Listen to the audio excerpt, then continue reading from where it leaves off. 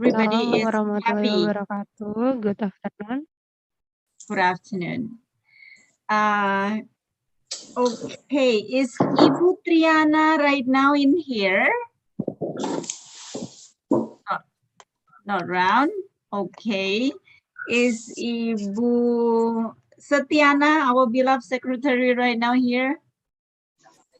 Okay. All right. So we are having Pak Aziz, Pak Septian, and our beloved colleagues who I cannot see one by one right now. Good afternoon. Stay happy, stay healthy. We miss you all. And then, of course, our beloved students from across the semester. So for the fourth semester. May I have your speaker muted, everyone, for the time being, please? May I? Thank you very much. All right. So we are here together today in a Thinkers Talk Wonderful. The title is really wonderful. It is a discussion forum entitled Systematic Functional Linguistic Theory and Practice in a Language Research, Teori dan Prakteknya dalam Penelitian Bahasa. This discusses the movement from traditional grammar, formal grammar, and eventually to the functional grammar by, of course, you know who, our most talented colleagues, Pak Septian, Pak Sukma Septian, Nasution, good afternoon, already been here. Assalamualaikum, Pak Septian. Waalaikumsalam, Bu Ami, good afternoon. Oh, alhamdulillah. Okay, good afternoon. So I suppose we shall not wait any longer, isn't that? All right. Okay. So everybody, thank you for having us. I'm Gurwanti Taman, will be your master ceremony from the beginning until the end. So without further ado, let's welcome our keynote today. Please pay attention. Please prepare your question in the end of the session. Try to comprehend and try to of course, invest your time wisely. Let's welcome Pak Sukma Septian Nasution. The speaker is yours. The time is yours. Okay, thank you, Ibu Ami. I thought that Ibu Septiana is giving the welcoming speech, but no, yeah, Ibu. There's something that I'm not really sure. I was asking if Ibu Triana or Ibu Septiana here with us. Okay. Ibu Triana, Ibu Ana, are you here with us? I found Ibu Septiana like in the list of the participants. Perhaps problem with her signal. Okay. Oh, I hope I hope one of them will be back soon. So I think let's not wait. Yeah. Okay. All right. Thank you, Ibu Ami, for you're welcome. The opportunity for me to start talking about systemic functional linguistics. Selamat siang, ya, good afternoon, adik-adik mahasiswa, and also Bapak Ibu dosen. Beberapa saya lihat ada hadir di sini. I'm very proud to have you all in my presentation, even though I would like to make a disclaimer that I'm not really good at systemic functional linguistics, and I'm still learning with it. Well, I would like to start from clarifying first that we are going to discuss systemic functional grammar, not linguistics, everyone, because systemic functional linguistics is very wide. So I would like to specify or focus on one level only, that is grammar. All right. Wait a minute. Well, what is going on about grammar, or mostly about, commonly about language? So we believe that language is not an isolated system as what traditional grammar views, because language is actually a part of human culture and also their way of life. So language is not only about how to express, how to communicate and so on, but not that structuralist, but also functionalist. So systemic functional linguistics believes that the purposes of language uses and meanings actually come from social context. What is meant by social context is that there are some elements, not only the language itself, but also people who involve in the language, what kind of emotion is there during expressing the language and so on and so forth. I'm going to talk about it later. And those social contexts are actually organized to serve social functions. So language is positioned in the social activities. That is particularly the emphasis or the idea of systemic functional linguistics. And all the organizations, how to serve the social functions, are actually reflected in grammar that we know. Perhaps our students know that grammar is like a chain of words to make a sentence, perhaps like subject, predicate, or noun, verb. But systemic functional grammar or systemic functional linguistics views grammar not only in that constraint, but grammar is viewed as a way to learn language, to learn through language, and to learn about language. So what do these all mean? I'm going to make it clearer in the very beginning. Why systemic functional linguistics exists in our society in an academic environment. Because Halliday, as the founder of systemic functional linguistics, expressed his unsatisfying statement towards universal grammar of Chomsky. Or even the previous one called traditional grammar, which compares English or standard English to Latin. He also found it unsatisfying to say that grammar is universal grammar like SPVP.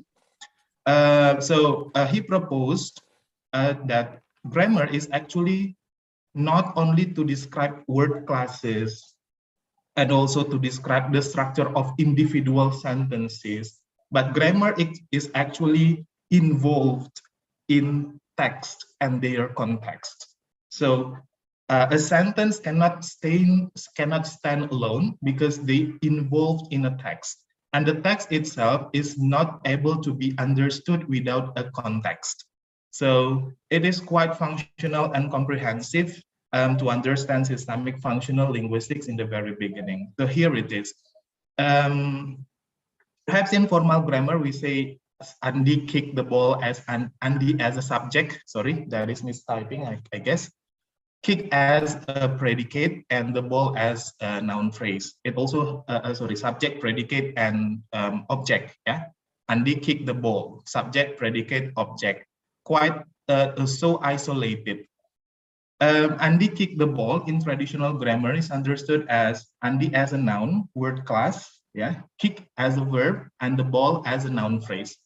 But functional grammar believes that it should be more than pelaku, pekerjaan, dan juga penderita dalam hal ini. But to what extent? Yeah, so Andy kicked the ball. So we have kick as a process, that is material process, where Andy as the participant and also the ball as the participant.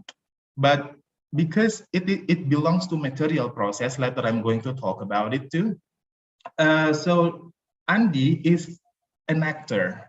So we define Andy as an actor, not as a subject only, but specifically he positions himself as an actor of doing. And the ball is the goal of this activity. So it is this sentence, Andy kicked the ball, is viewed by systemic functional linguistics as a material process where there is an actor involved and also the goal, not only about subject and object. Well, so systemic functional linguistics, as I mentioned earlier, cannot be separated from a text, right? So, and a text itself is actually under social context. So, what is actually the text itself? Text like narrative text, descriptive text, and others are actually a language that runs its function. What is the function of narrative text? To inform something that happened in the past, for example. What is the function of descriptive text? To describe, explanation text, to explain. So it is a text because they have functions. If there is no function of any language unit, any linguistic unit, so it is not a text. Okay, and these texts, yeah, the language units that run its function is actually under social context. And social context consists of meta-function solidarity planes, which consists of tenor, field, and also mode. I could say that field is actually what is happening, yeah, the method, the matter or the idea. So that's why it is called also ideational. For example, Andy kicked the ball. So kicking is actually what is the core point. Okay, so the idea is that there is someone who kicked the ball. But further, we also have tenor. Tenor is who involved in the conversation. Hello? Okay. Someone please mute. Yeah. Ibu Ami, please tell me if my voice is not clear, Ibu. Tenor is who involved in the conversation, whether it is not conversation only, who involved in the communication, who involved in the text exactly, whether it is between doctor and patients or teachers and students. We will also later on analyze their power, whether it is between a powerful one and less powerful one. And then how text is organized, that is called as a mode. So again, a text is language unit which runs its function, whether it is to describe, to argue, to discuss, yeah. So that is a text. So if you find a linguistic unit with its particular function, that is a text. And the text itself cannot be understood without any social context, which consists of tenor, field, and mode. Then systemic functional linguistics gives a very detailed, I could say that this is detailed, complicated as well, analysis on how to give functions towards a text. So, so that's why I think that I cannot cover all systemic functional linguistics because it's going to be like this graph. We can say that systemic functional linguistics works from a very basic unit of linguistics called lexis, where there are in field, yeah, what is going on. There is a descriptive system. In tenor, there is an attitudinal system. And in mode, there is a congruent, incongruent system. In the level of grammar, the level that we are going to discuss, that we are discussing right now, field is analyzed in transitivity system. Tenor is in mood system, and mode is in theme and old new system. But SFL does not stop in that level. We also have discourse semantics level. So we have ideation system, appraisal system, periodicity system. We also have even language function, context of situation, context of culture like genre, and also ideology. So from the level of lexis until ideology, systemic functional linguistics has its very complete analysis tools in order to analyze a text. That is why many many professors believe that it is actually very good, but very, very complicated to do, because one text needs a very comprehensive analysis to analyze from the very basic unit of linguistics, that is lexis, to ideology. So let's start from this one. Yeah, as I mentioned earlier, that language is language consists, a text is actually under social context. And the first social context that I will be analyzing is language as a representation of experience. Okay. Field. So we have field, tenor, and mode. In field system, we have two. We have ideational and logical. How people deliver the matters. We have ideational and also logical, but we now focus on ideational only. And ideational is that how language functions to represent the experience, untuk mewakili apa yang ingin disampaikan. And how to analyze this ideational or experiential, we need transitivity system. Okay.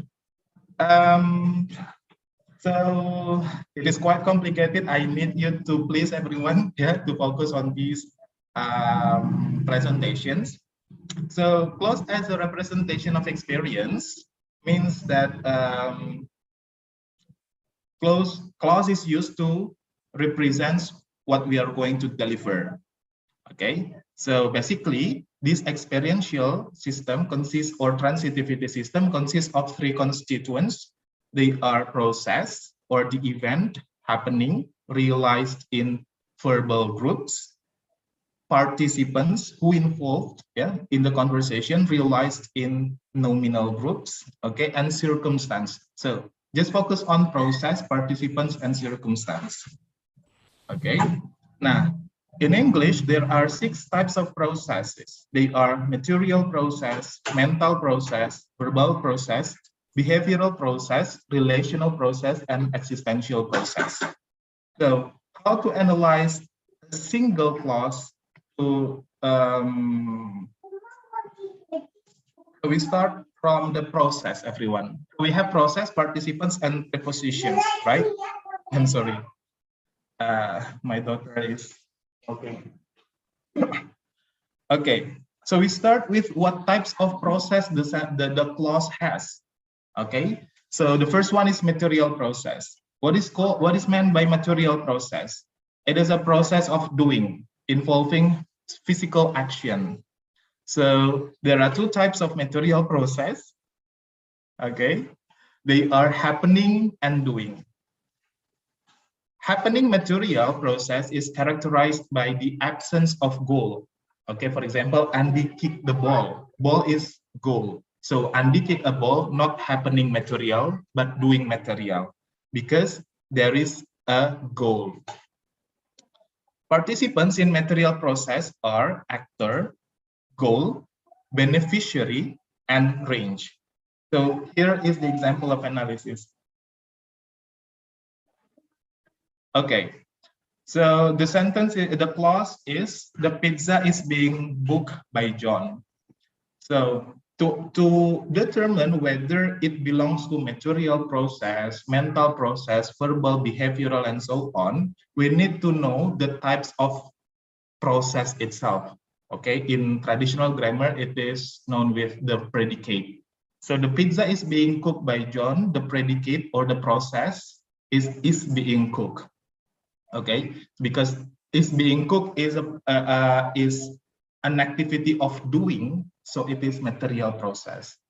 And material process has some certain participants. They are this one: actor, goal, beneficiary, and range. And the pizza is the goal. Who made the pizza? John. So John is the actor. So we already identify in this sentence that in this clause, the pizza is being cooked by John is a material process because there is an action or someone doing something. So there is an actor and there is a goal. And it also, the pizza is being cooked, for example, there is no agent or agentless in agentless passive, yeah. So there is only the pizza as a goal and is being cooked as a process. Okay. And material process with other participants like this. So John sent Mac a table.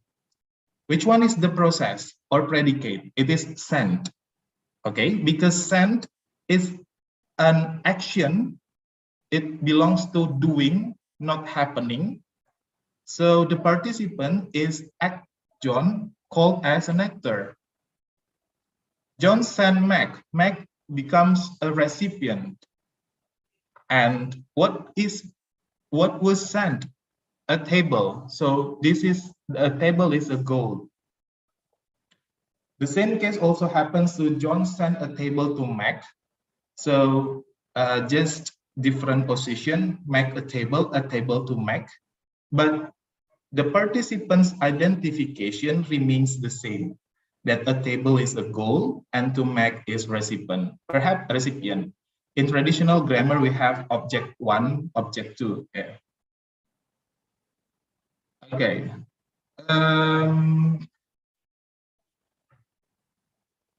Now we go to mental process.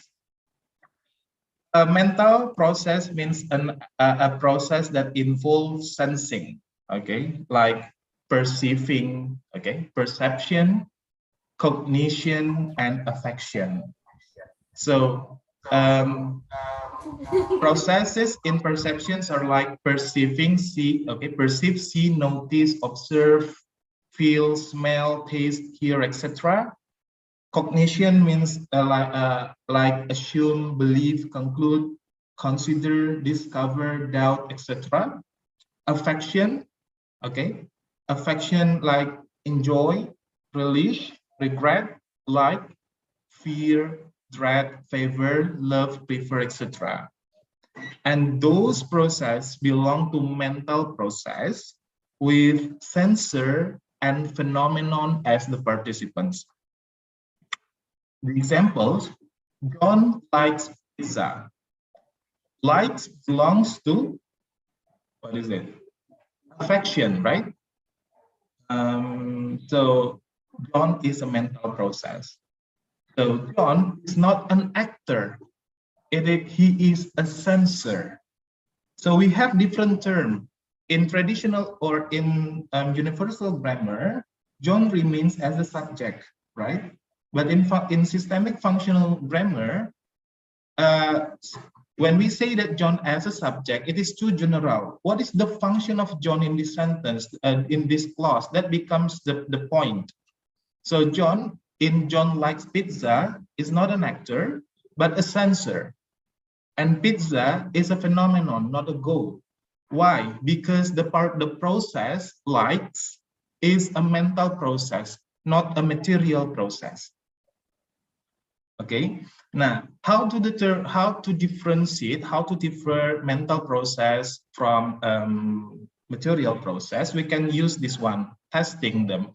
At the moment of speaking, yeah, it's always simple. Like no one sees him. It should not be no one is seeing him.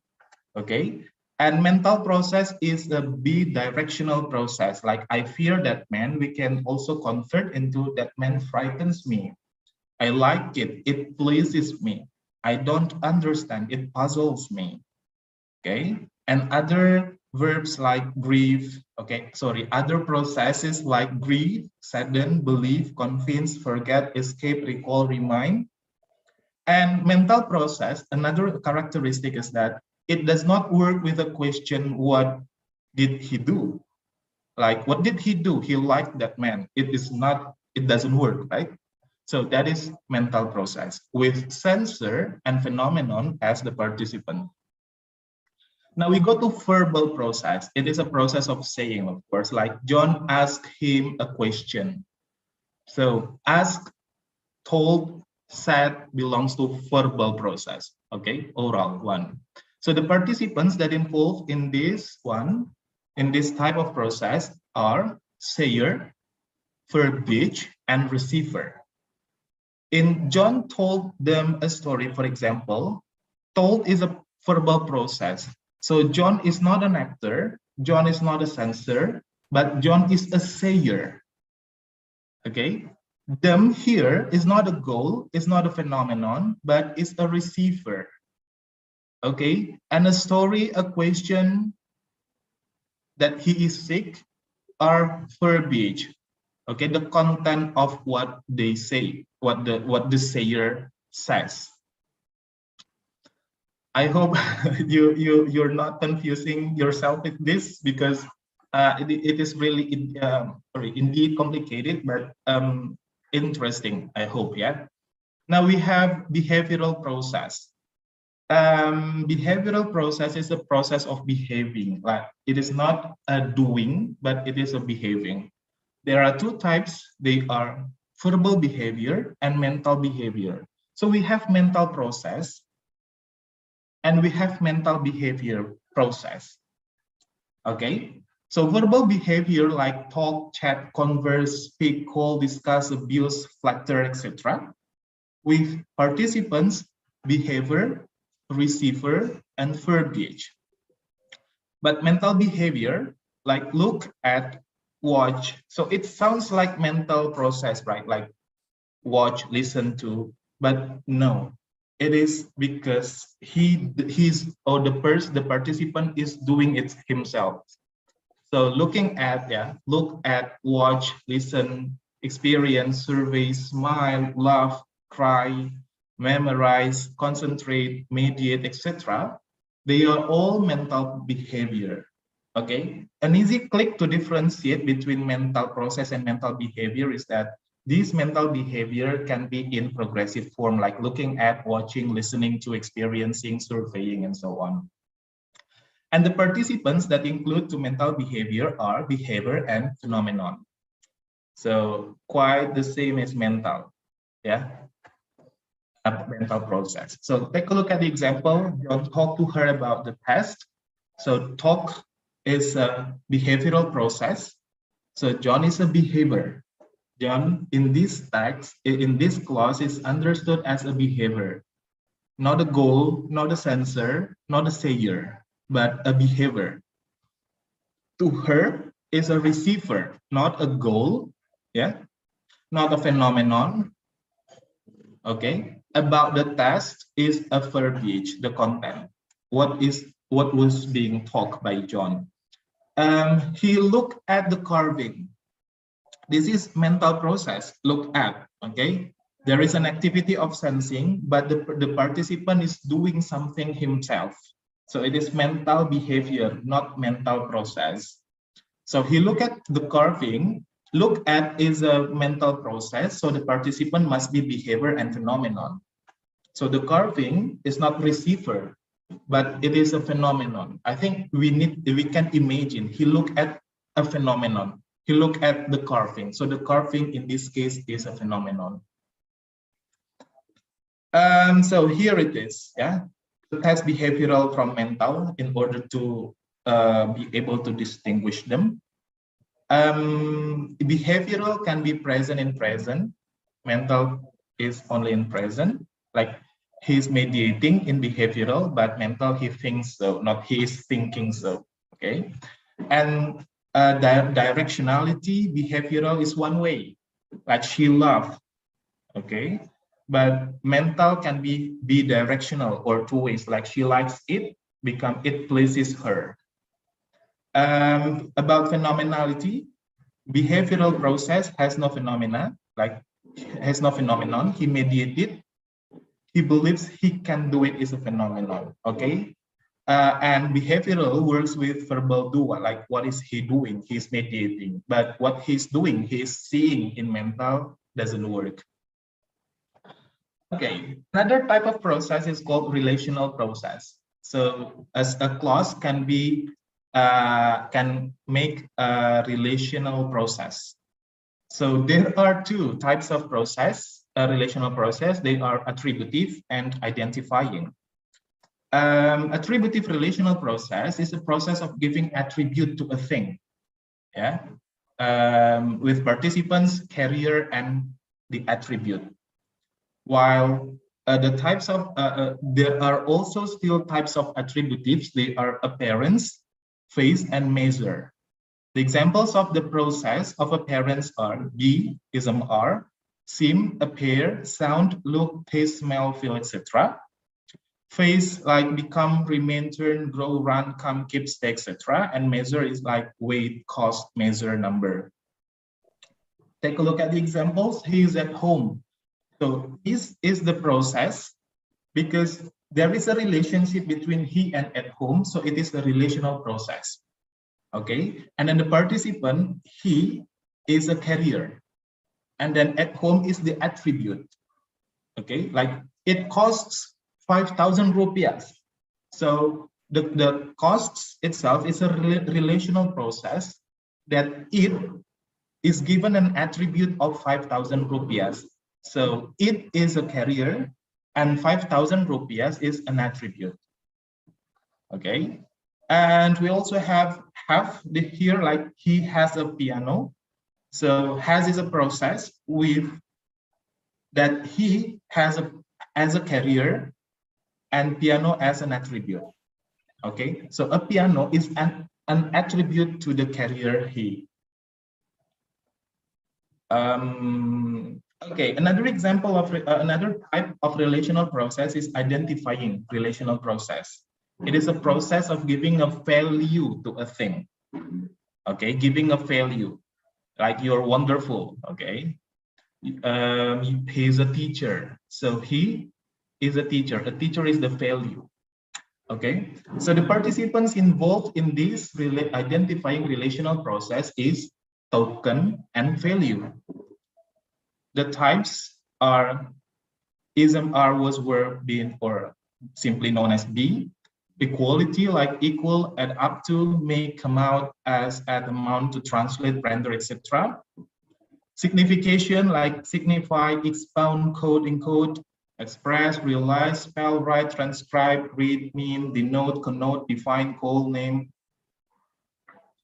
Representation like symbolize, represent, stand for, refer to, imply, index, express, reflect, personify. Indication like to indicate, suggest, betoken, connote, smack of, evoke, reveal, role, play, act as, function, portray, typify, personify. So here is the example. Ben is the farmer. I am a teacher. So it is an identifying relational process. Ben is the farmer. Is the process with Ben as the token and the farmer as the value. This reflects the crisis. There is a relational process that it is identified. That is identified. Okay, so the process is reflects this as a token and the crisis as the value. Okay.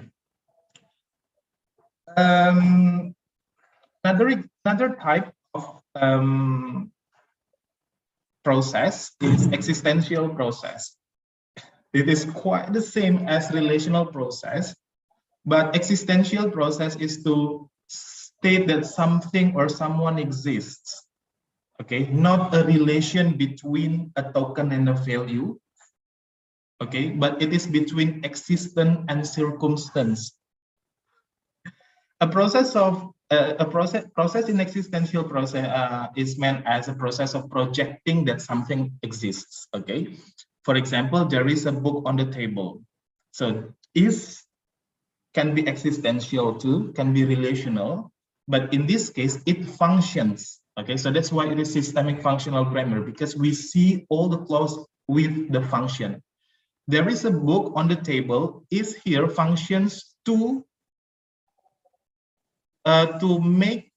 project something exists. In this case, a book. So a book is existent. On the table is circumstance. There has no identifier. Ebola existed in Ethiopia. So existed is a process to say that something exists. What does something exist in Ethiopia? Ebola. So Ebola is the existent.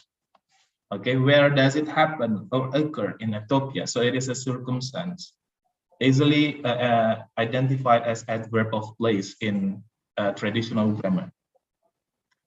So those are processes and participants in material in transitivity system. But we also have circumstance. Okay, circumstance in traditional grammar is known as adverb. Yeah, there are 8 types of circumstance. They are angle, extent, location, manner, cause, accompaniment, matter, and role. Okay, so here is the explanation. Angle, like verbal source, who says, for example, according to Sian, so cooking is easy. So according to Sian is a circumstantial in terms of angle circumstance, angle circumstance. Cooking is easy. Can someone identify cooking is easy? What types of process is it? Is it existential process, relational process, material process? Can someone please? So cooking is easy is that gives a value, yeah. So it is a relational process. Cooking is easy. It is not existential. So is a relational process. So cooking is token and easy is the value. So the value of doing a cooking activity is easy. Why? We also have extent, location. Okay, I think that I don't need to go very completely here. Manner, quality, comparison, cause, accompaniment, matter, and so and role. Now, we can use this analysis, this tool as transitivity system in our research, for example, to analyze the idea. Okay, for example, from a newspaper or from students' books. Okay, we can compare, for example, the ideas of a newspaper and newspaper A and newspaper B. We can identify the process and we finally come to a conclusion, for example, that newspaper A in editorial page, for example, the dominant idea is material process, for example, right? So there is an happening and doing activity mostly occurred in the text. But in another text, in another editorial page, for example, it is relational, it can happen. Okay, so you can use this transitivity system to show the idea given by authors of any text producers. All right, that is still one of 3, everyone.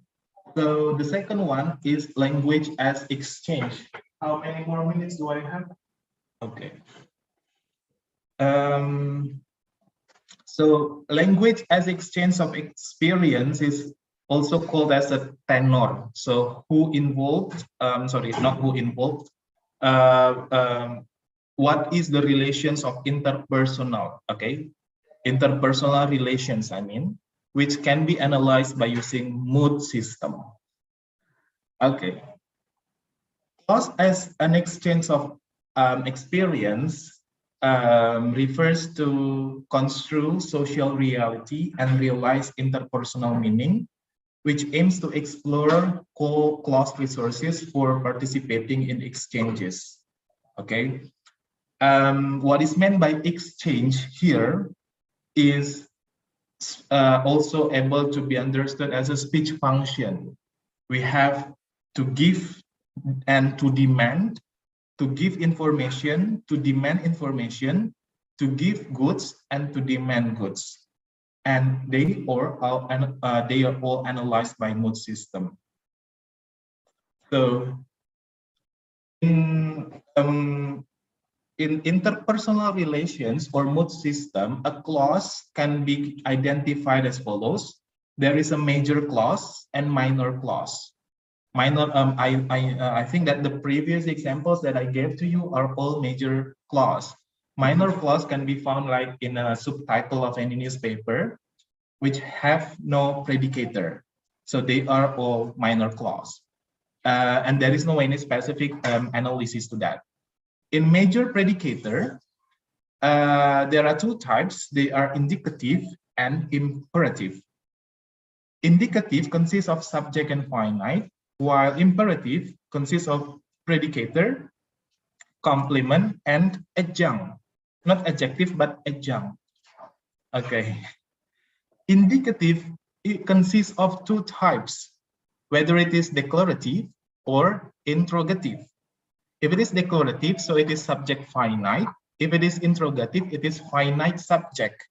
So it's the same as declarative is a statement, a positive sentence that consists of subject predicate, but interrogative, the predicate the predicate comes first, like what question sentence. Okay. Now interrogative itself, interrogative consists of two types: polar, or in traditional grammar it is called as a tag question, and WH question. Okay, so interpersonal relations or interpersonal experience is meant as an exchange of information or exchange of goods and services, and we have giving and demanding. Okay, if we give goods or services, it is a proposal. So we have proposal and proposition. Okay, so mood system eventually goes to deciding whether it is proposal or proposition. Proposal itself can be in form of goods and services, like you give something, or you offer a service. But giving and demanding information is a proposition. It is not a proposal, because information is not a thing. It's not even a service. So it is a proposition. Okay. We can also say giving goods is an offer. Giving goods and services is an offer. Giving information is a statement. Demanding goods and services is a request. Offering and requesting goods and services belong to proposal. Demanding information is a question. So statement, or in SFL we call this as indicative, and also interrogative belongs to proposition. Okay. Mood structure, it refers to a structure where the meaning of proposal or proposition of a clause can be found. Okay, so there are two constituents. In transitivity system, there are three constituents. They are participants, process, and circumstance. In mood system, there are only two constituents. They are mood and residue. Okay, mood is built from the relation between subject and finite. Okay, I will show you later what is the example. The example of finite. Okay, so mood is subject plus finite, and the rest, the remaining, is the residue. Subject is grammatical doer. Finite consists of tense, modality, and polarity, while complement is potential subject in passive. Okay, so in subject, so we have mood, right? Mood and residue. Mood consists of subject and finite. Subject consists of finite, complement, adjunct, predicator, continuative, conjunction, and vocative. So systemic functional linguistics is full of terms which are confusing one to each other. Okay, so finite is like tense, modal, and polarity. Like is MR. Complement is different from object. Complement is different from adjunct. Complement potential to be a subject, but it is not a subject in the sentence. But adjunct cannot be subject. Okay. Predicator is verbal group excluding finite. So, for example, I am sleeping. So, am is a finite, sleeping is the predicator. Continuative and conjunction. Continuative can be, so it's also include, it also includes in the analysis. Like we know it as a filler. Okay? Conjunction connect the previous clause, like fanboys, for and but or so yet, and vocative like darling, students, when we summon or call someone.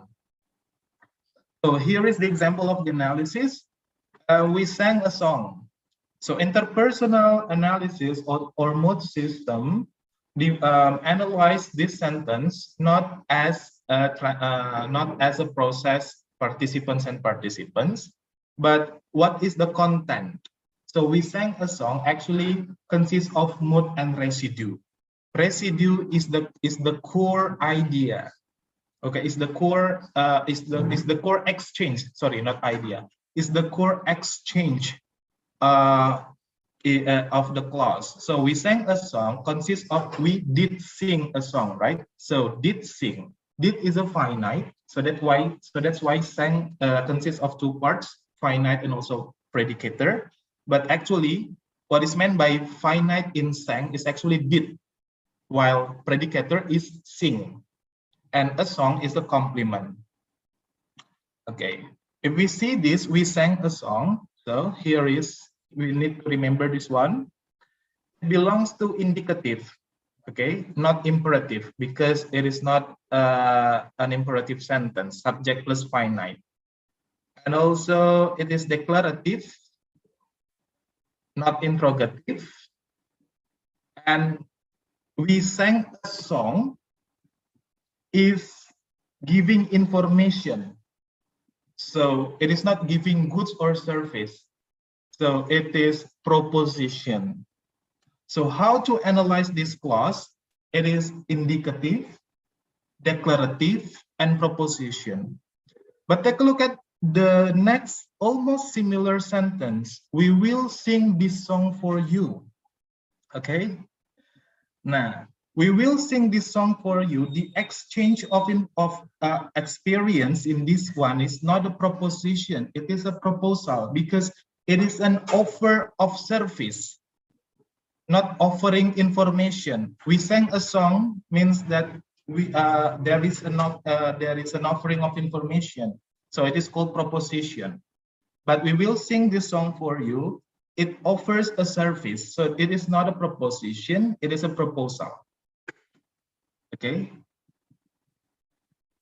Another example. The other examples are, first, how long must we sing this song? So it is a way WH adjunct question. Mood system with we as the subject and finite. The finite, is a must. Yeah, we must. So must we here is the mood, and the rest is residue. So re, how long, re dash, because it is separated by mood, dash si do, sing this song. So this is how we analyze it. How long must we sing this song belongs to, is it proposition or proposal? How long must we sing this song? It is an exchange of information in terms of asking for information, right? Demanding information. So it is a proposition. What will we sing? We as the subject, will as the finite, sing as the predicate, and what as the complement. Okay, the mood is it must be will and we, yeah. And the residue is what and sing. So it is a proposition. Okay, I skip this one. So that is how we analyze mood system or language or clause which is defined as an exchange of experience. We exchange experience to our interlocutors. Okay. And then another type, the third type of meta function is called as language as message or organization of experience. Now, in the social context, language as message or organization of experience is understood as a textual function or mode, how a text is organized. Okay, there are two types of systems in analyzing how a text is organized. They are old-new system, when we are the readers and the listeners, and also theme-rim systems, when we act as a speaker and a writer. So it is old-new system or theme-rim system, depending on our position and our purpose in analyzing the text. Okay, this is very useful, everyone, to test whether our writing is good, because it concerns with how we organize a text. So sometimes students find it very hard to make their text coherent. So this is very useful for us to help how to make our writing to be coherent, and so on and so forth. Clause as a message means or aims to explore clauses to express message. So the principles is that because we are analyzing a text, language including clause is actually linear. So message is structured linearly, which means that it is like a line which has a start and an end.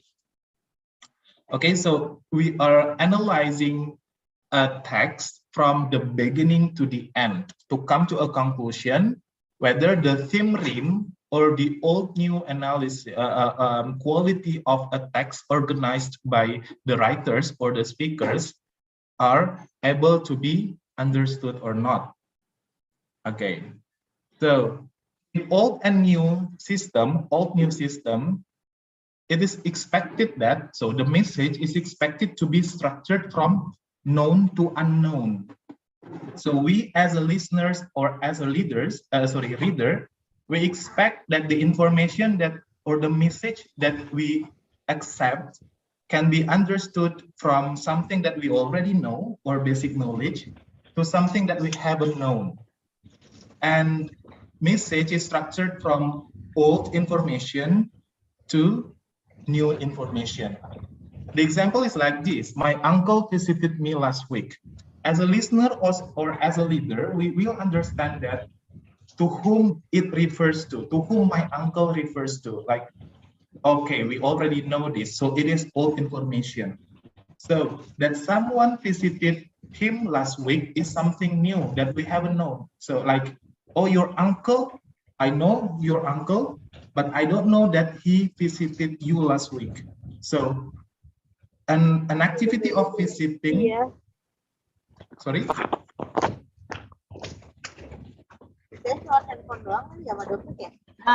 Somebody, could you please mute your microphone? Pak Septian. Yeah. So my uncle visited me last week. My uncle is old because the interlocutors, the speakers and the listeners already know the constraint, the specific person called my uncle, but visited me last week is regarded as something new. So this is old new. And then he stayed in my house for 2 days. He is still old. So how do we analyze? By using this arrow, old, arrow, new, and then also arrow, he old, stayed in my house. So he still old information. Okay, we already have the same perceptions or understanding who is meant by he. Staying in her or his house for 2 days is something new for the listener and or the leader. In this case, I think it is a listener, yeah, because this is a spoken text. Someone is speaking to another one. So This is expected to be delivered by the speaker to the listener. There is something old and the rest is new. Okay, another example in report text, yeah, report text like it is about alga. Alga is a single cell or simple multiple organism. Okay, to the listener or to the speaker, sorry, to the listener or the leader, I think it is a reader, yeah, a reader. Alga is something old, but the definition of alga is something new to them. So we will be interesting, for example, yeah, another expression that we have when we read something that we haven't understood. So alga, old, the rest is new. It can, old, conduct the process of photosynthesis. Again, it is generally found in water, but it can also be found elsewhere, such as in rocks and trees. By using this analysis, we can find that basically the coherence of or the structure of these all sentences are quite acceptable as what the readers expect in order to be able to deliver the message. So remember that in this function, in this one of meta functions, we focus on analyzing, we focus on understanding that a text is actually also meant to make someone understand what we are saying by having a good organization. In explanation text, for example, this way, medical bill in US have risen outrageously. Okay, so take a look at this. In report text, mostly the relation, okay, this is the normal or the standard one, that the pattern of arrow in report text is usually like this way. What is it, panah ke bawah, Bu Ami, in English? Okay, so there is all information in the down arrow. Down arrow, yeah, down arrow. Okay, all like this, and then right arrow, new. Okay, this is normally found in report text. In explanation text, it can be zigzag. Okay, so we can analyze our students' text quality. For example, we ask them to write down an explanation text by using this pattern. Whether old new patterns of the student's explanation text is zigzag one. If it is zigzag, usually it is good. Yeah, medical good in coherence, I mean, and in delivering the message, of course. Medical bill in US have risen outrageously. So medical bill in US have risen is old information. How does it raise? Sorry, how has it been risen? Outrageously. So outrageously is something new. And steps need to be taken to reverse this trend. So reverse this trend. Steps, we already know that steps, there are some steps that need to be taken. Okay, reverse this trend and so on. So the new to reverse this trend becomes old in the next clause. So reverse this trend, or the American will be able to afford medical care. To afford the medical care becomes old information in the clause, in the next clause. The major factor of the case, what case?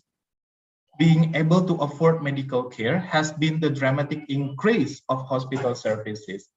Increase of hospital services is explained in the next clause, which makes this information to be old, but the rise in the cost of hospitalization can only be partly blamed on inflation. Blamed on inflation is explained in the next clause. Why? Since the hospital bill in the last 2 decades have risen at a considerable rate. So this is how we perceive, yeah, as a reader, we perceive or we understand the message delivered by the writers. Okay. Nah, another one is that a message from the perspectives of speakers and writers, or from their point of view, yeah, perspectives or point of view. As a speaker and as a writer, we need to realize that the beginning of our text is a stepping stone to develop a message. So message is structured from theme and moves to rhyme. Theme is the topic and rhyme is the tale. And it is used as a strategy to develop the message based on the theme or topic they think it is important. So we usually start our class or start our sentence or speech by something very important, like my uncle visited me last week. So my uncle is a theme because it is a starting point that makes this class or this message the most important one. So my uncle. And the next one is last week, my uncle visited me. So in this sentence, last week is the most important information to deliver to the listener. So last week becomes the theme. My uncle, which in the previous sentence is a theme, becomes the rhyme. Okay. Luckily, we got the right bus. Luckily, we becomes the theme, and got the right bus becomes the rhyme. Why we belongs to theme? It is the explanation. So there are three types of theme in English. They are topical, textual, and interpersonal. So topical theme is the theme that develop the topic of discourse. Okay, like my uncle. Okay, so it develops the topic of discourse.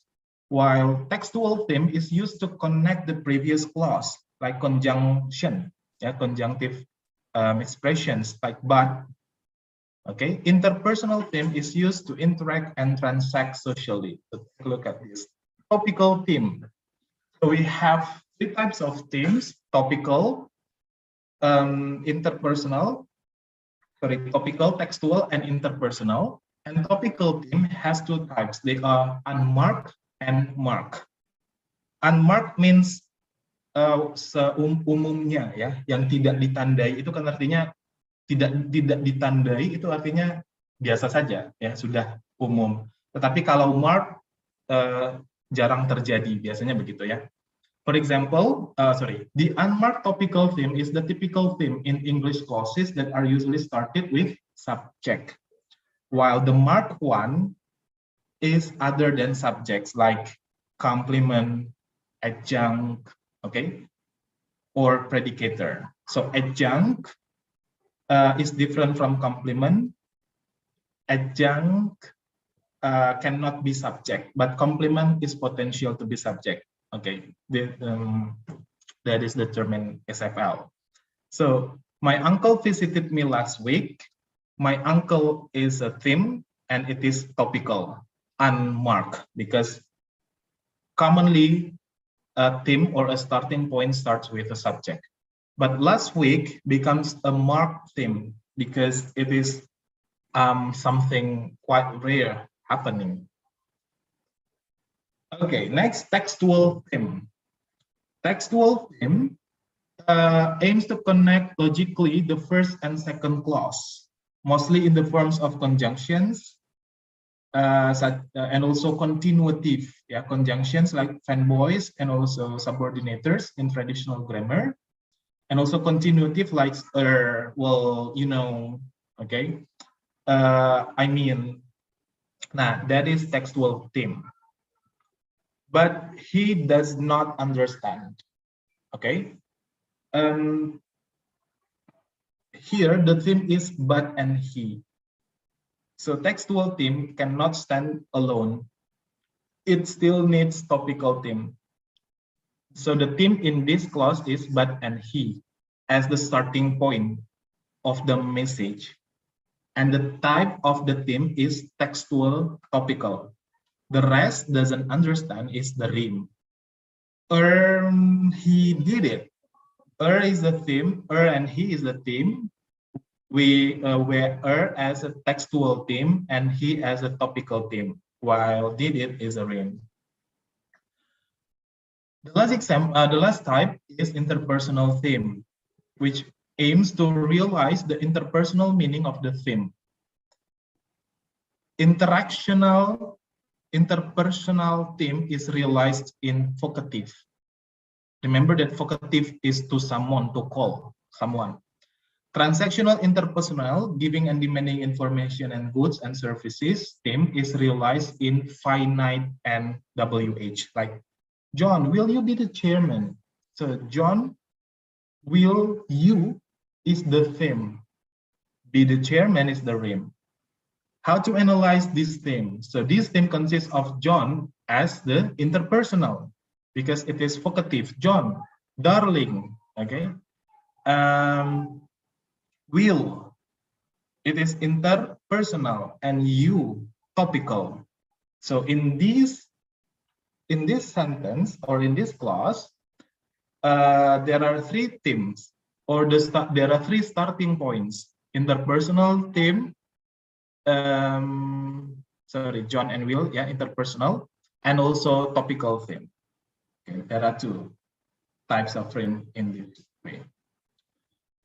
Okay, these are examples of analysis, mood, and theme of English. So we sang a song. Remember that the mood is subject and finite. So the subject is we, and the finite is did, and the rest is residue. Sing a song, predicator, complement. The theme is we as the topical theme, and it is unmarked because it is a subject, normally act as a theme, and the rhyme is sang a song. Okay, so this is the example in analyzing mood system and also textual or theme rhyme system. Yeah, these are the other examples. How is it? Oh my God.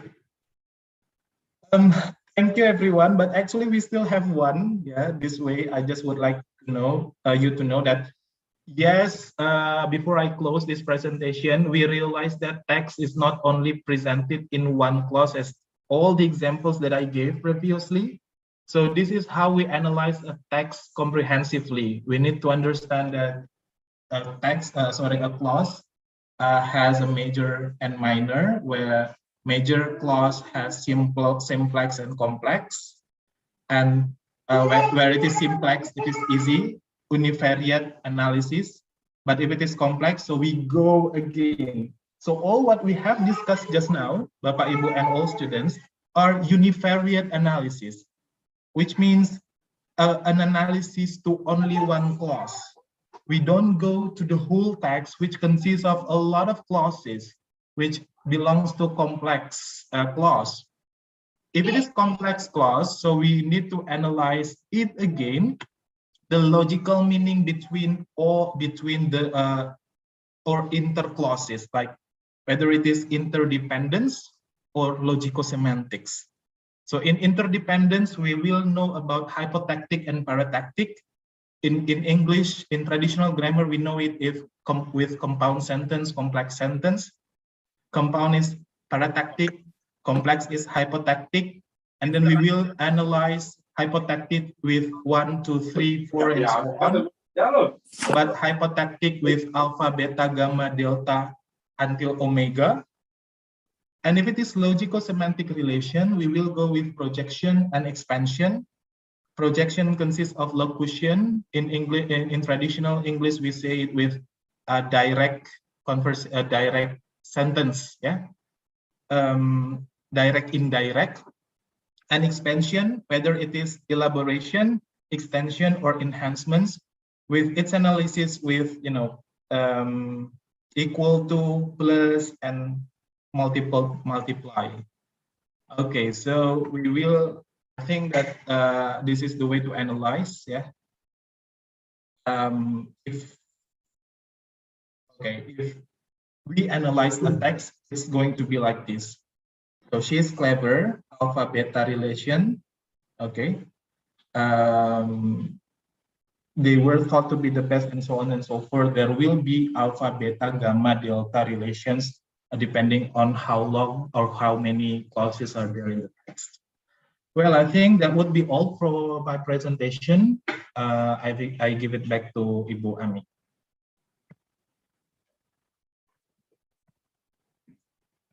Thank you very much, Pak Septian. Wow, it's a whole bunch of knowledge in a very short timing, everybody. I think we need to come up with a certain more classes for this type, especially. So now, are we going to have the question and answer, Pak Septian? Can we have like 3 question and answer in once? All right, okay. So everybody, well, I should say and admit for myself that this is new for me. So you can really come, don't worry about it. We invite you to ask questions, 3 questions. I need you to raise your hand so that we know who you are. Oh, we have Wise. Is that your real name? Yes, miss. Go ahead. Okay. Well, thank you for the opportunity. I know it's I know is it only to me or probably like to others, but it's way complicated to understand. So it takes a lot of effort to understand. I think we need the intense class to understand this material.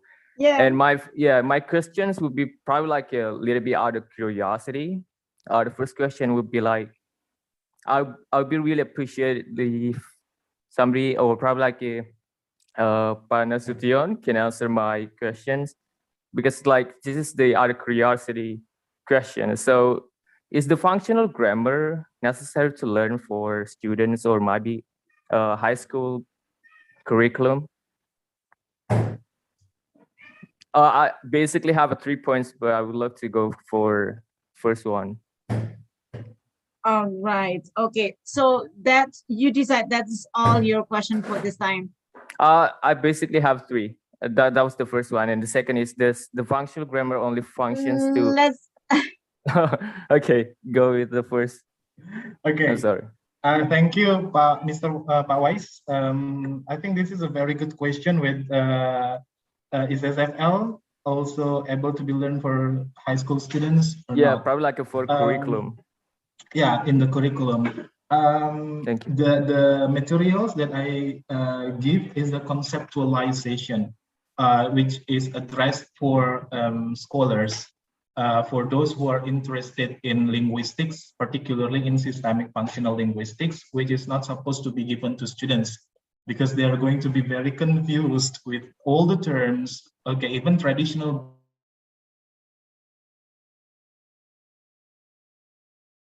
Pak Septian is muted, probably because of his connection. I Grammar, hope she's get back. SFL. Pak Septian, Yeah. you just lost. Could you please repeat again of what you have said from the beginning? Oh, okay.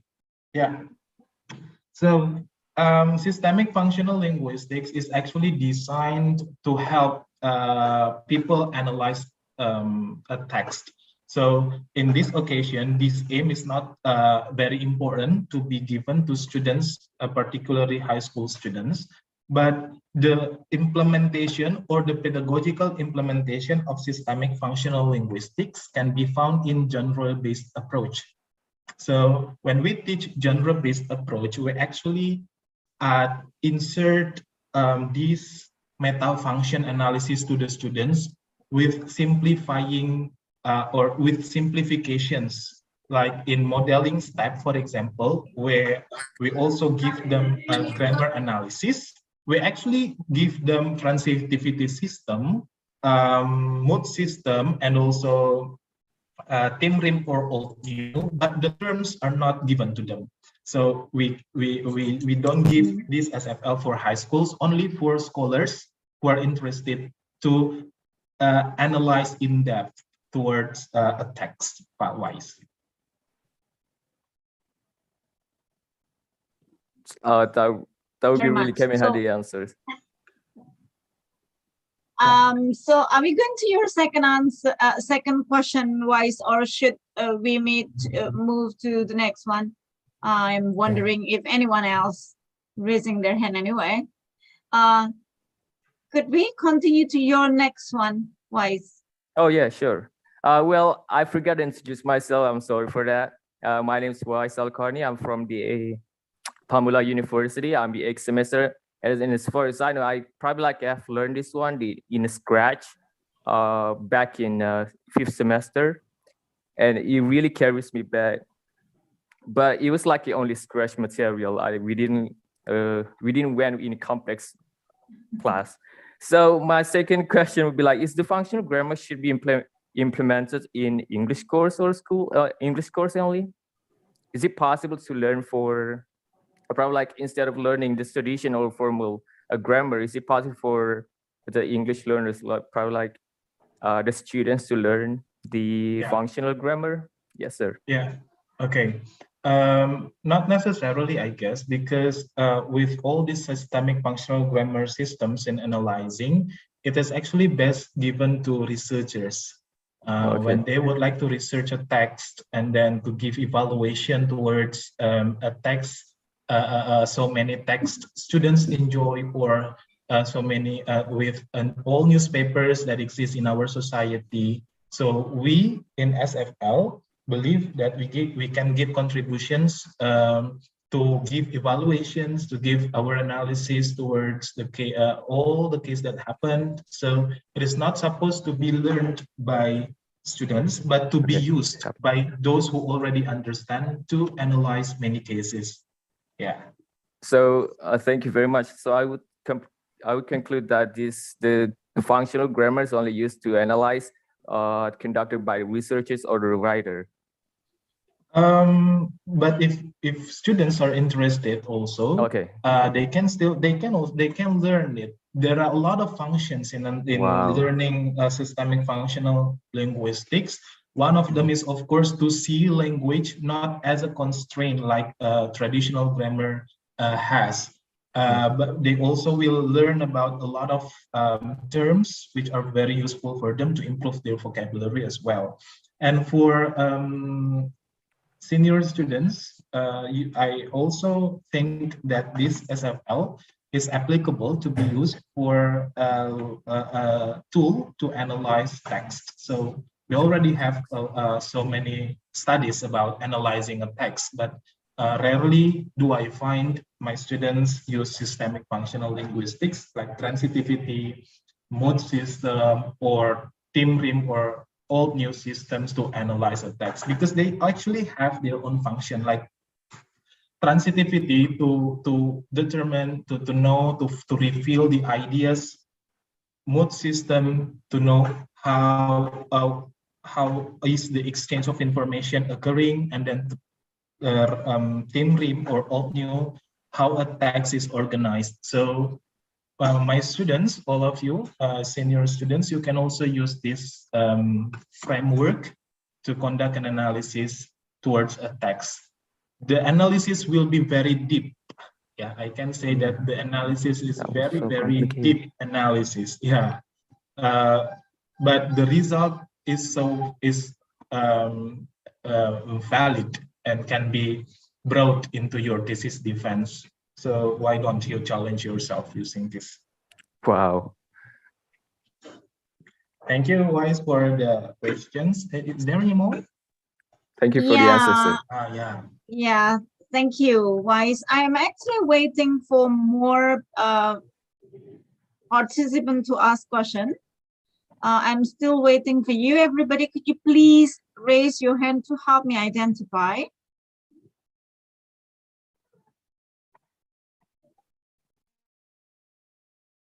If you'd like to get it in the chat, I'm also fine. But I don't till now. Okay. And we have one or two more. Bapak Ibu dosen, if you'd like to ask question. I see Pak Sunardi is in here. Ibu Setiana. Ibu Setiana, we've been really waiting for you and we look for you at the beginning. I hope you're doing okay.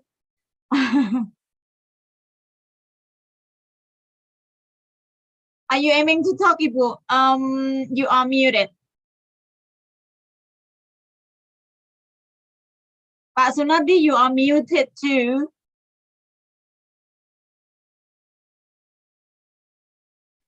No, I mean, I'm still here, Ibu. I enjoy this discussion very much. Okay. Oh, we have, excuse me, Pak Septian, are you with us? Yeah, Ibu. Yeah. Yeah, we have Ibu Mia Perlina in here in the chat asking, Pak Septian, for example, a certain text contains so many material processes instead of other processes. What can we conclude then? Okay. Yeah, thank you, Bu Mia, for the question. It is actually, yeah, we analyze a text, for example, types of the process. What is the dominant one? Let's say it is material process.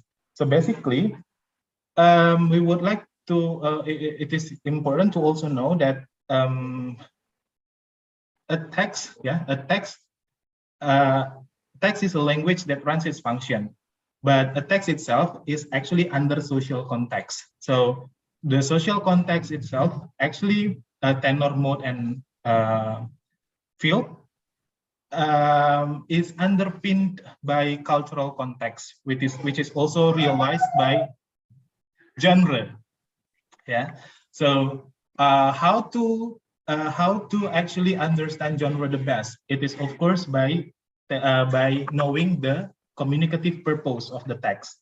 Now, let's say that genre itself, like narrative text, okay, or descriptive text, they actually have their own characteristics, right? So the language features in narrative text, for example, there are many material process. In discussion text, for example, there are discussion means arguing, so perhaps the process is mental process, yeah, or behavioral process.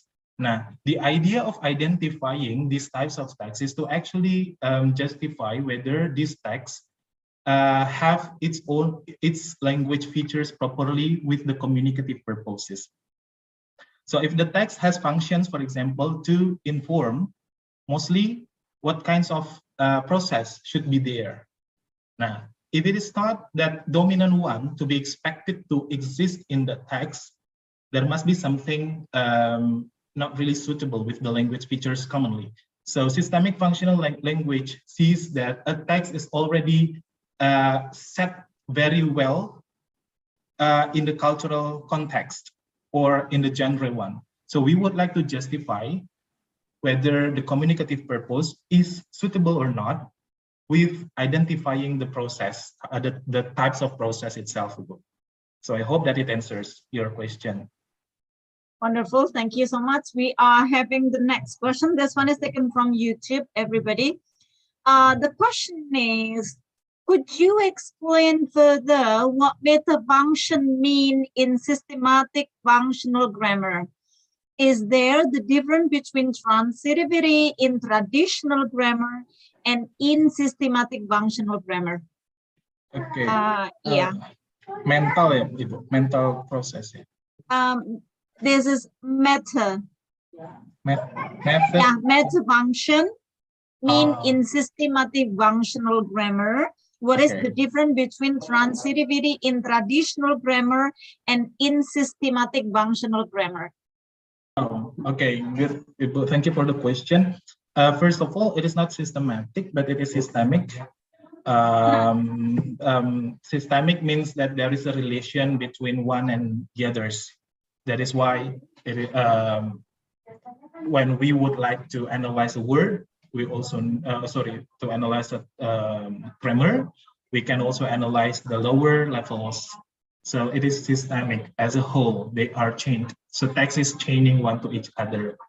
So metafunction itself is how systemic functional linguistics perceives a text or a grammar. at least, yeah.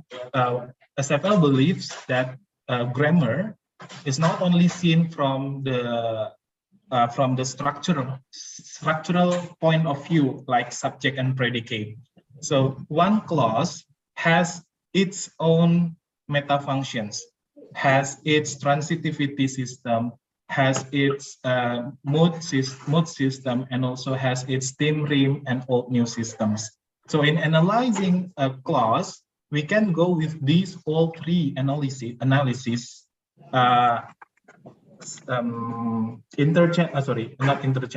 consecutively. So in relation to traditional grammar, ya Ibu ya, in relation to traditional grammar.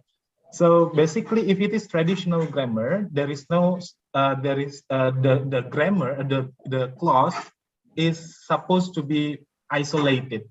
Structuralists don't view a clause as a social function, but they only view a clause as the way to express or to deliver meaning by giving structural analysis like subject, predicate, object, or complement, or only. But in systemic functional linguistics, all clauses have three functions respectively. All clauses.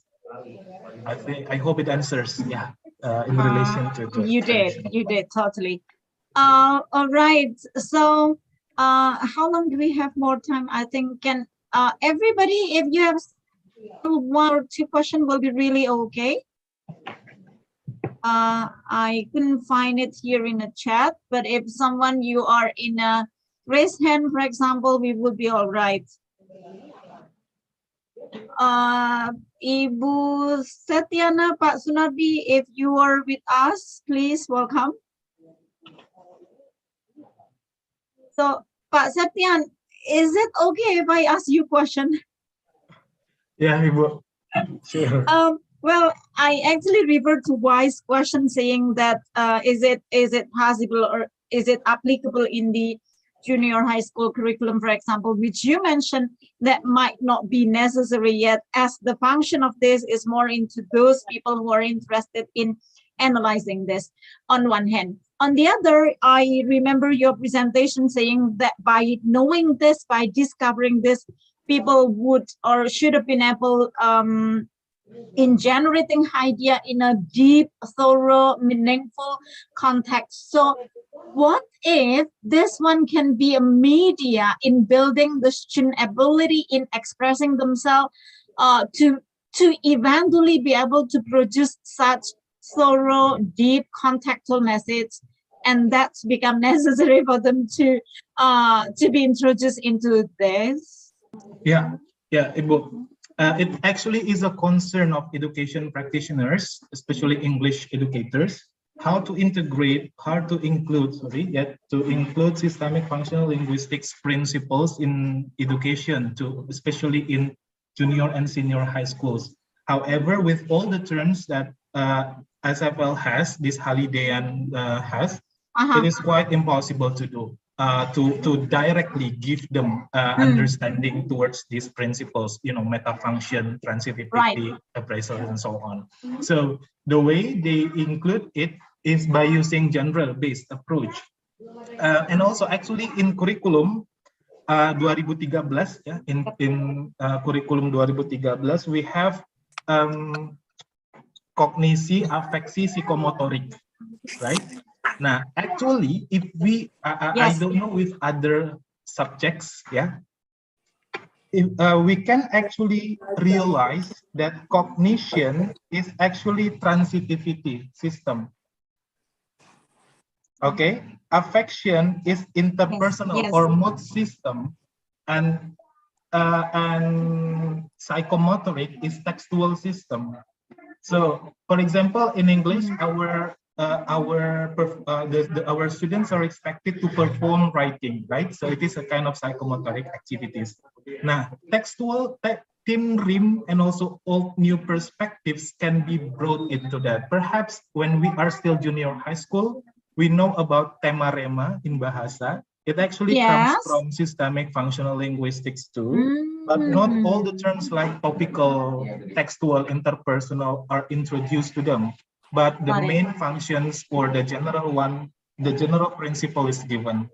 So curriculum 2013 is actually suited with SFL with its cognitive, affective, and psychomotoric, or Yes. we also have transitivity for cognition, mood system for affection, and also textual analysis with its psychomotorics. And to make it even more specific, we have genre-based approach. Now, genre-based approach in modeling, we teach them this systemic linguistics. In modeling, we have top-down and bottom-up analysis on how we introduce them lexical relations, and then after lexis we have grammar. After grammar, we have discourse semantics. After that, we have genre. Eventually, we have genre, right? Now, these all are actually the pedagogical implementation of systemic functional linguistics, but we simplify them. We try to avoid those terms, those complicated analysis to the students because they simply are not ready with that. I see. Well understood. Thank you very much. We have again one question in here from Pak Subhan Nurjami. The question, you mentioned in the verse that systemic functional grammar can be used to analyze ideology. What does it mean? Could you explain in detail? Thank you. Okay. Okay. Unfortunately, there is someone in my house, but I still will give my best to this. First of all, we need to understand what ideology means in systemic functional linguistics. Ideology means shared knowledge. So I will type it down. Okay. Shared knowledge. In its application, we can find this in discourse analysis, discourse semantics, discourse analysis, on how many other disciplines also borrow SFL, let's say critical discourse analysis of Fairclough. In analyzing a text from the ideological perspective, they learn, Fairclough also uses transitivity, mood system, and also particularly transitivity system in one of the 3 steps in critical discourse analysis. And the product is that, for example, in ideological level, we will find whether the discourse semantics, whether it is about power relations, whether it is about hegemony and other ideology that exists in a text can be revealed.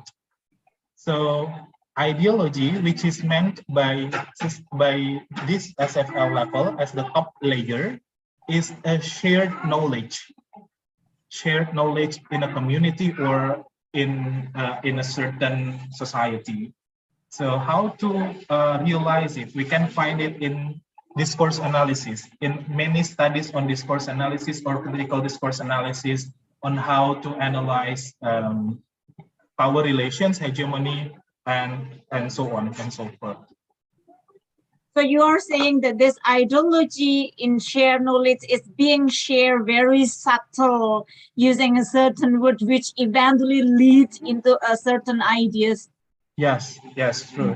Wonderful, wonderful. Yeah. So because ideology is in the top layer, so they need the below layers to analyze. To analyze the ideology, they need cultural context, they need social context, they need grammatical grammatical relations, even until lexis. So the diction itself can determine ideology. Okay. So a word can determine the ideology or the shared knowledge. The function of it, grammar, determine the ideology as well. Wow, wonderful. All right. So everybody, this is really wonderful. But again, we are really constrained against time. So Ibu Setiana, are you with us? Would you like to Hello? ask question? Yes. Bu Ami, can you hear me? Yes, we can. Oh, thank you. Yeah, because something wrong with my microphone just now. Yes, all right. Thank you, Bu Ami, for the opportunity. Yeah, Pak Septian, yeah. I want to talk about the systemic functional grammar. Is it, or what is the relation with the lexical grammar?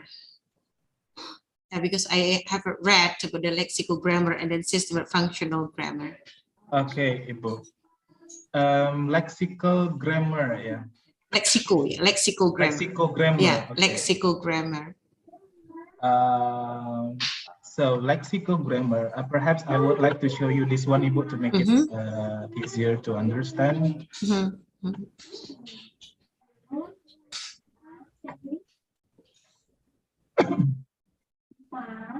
Okay, can you see this book? Yes, We do already. Yes. Okay. If you can So- make it slideshow, would be better. Okay. So lexical grammar is in the level of lexis and grammar. So how grammar itself consists of some lexis. Lexis actually can be defined as word or phrases. So it is lower than a chain of clause. So to make it simple, lexis is word, grammar is a clause, and so on. So lexical grammar is an analysis towards the relations between word and clause. From not between, but from word and clause. So in systemic functional linguistics, we also have these types of analysis, but they are separated. Like in lexical level, we have descriptive analysis, attitudinal and congruent incongruent analysis to analyze a word in a text, a word that works in a text. In grammar, we also have transitivity, mood, theme, old, new. So lexical grammar is actually a part of concerns in SFL that analyzes lexis and grammar levels in a text. Oh, in a text, yes. Oh, I see. Yeah, thank you very much, Pak Septian. Thank you, Bu Ami. Thank you so much, Ibu, for joining us. So, everybody, this will be really definitely looking forward for the next one and more fruitful discussion, more active discussion from our student especially. We hope so.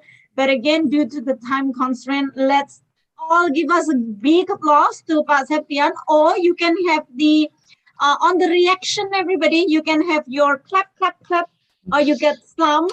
Let me see. I will be waiting from 1, 2, 3. Yes, Desi Kurnia Astuti. We got love from Erna Wise. Thank you, Octaviani. Dedi Firmansyah. Yes, wonderful. I hope everybody is really enjoying this discussion. Thank you very right. much, Bu Ami, and all students. Bapak Ibu dosen, thank you very much for the opportunity. Thank you very much for the knowledge today, and I'm really, really enjoying that. Looking forward for the next one. So we would really please Ibu Setiana to close, to have the concluding speech, Ibu. The time, the microphone is yours, Ibu Setiana Sitepu, the Secretary of English Department.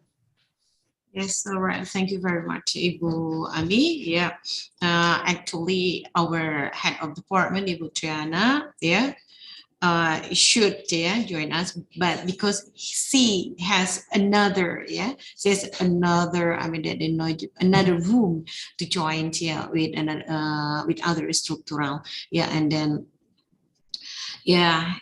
she send her best regard to all the lecturers here and also all the students. Yes, thank you very much for the student and also for the lecturers who joins in the sessions. And I think it is really wonderful and useful knowledge for all of us. And then I hope for the committee we can share this program maybe in once in a month or in Amen. every the semesters. Yeah, and thank you very much. Yeah, for to Mr. Septian. Yeah, with our speaker here. Yes, I think it's enough, Bu Ami. Thank you very much. Assalamualaikum warahmatullahi wabarakatuh. Waalaikumsalam warahmatullahi wabarakatuh.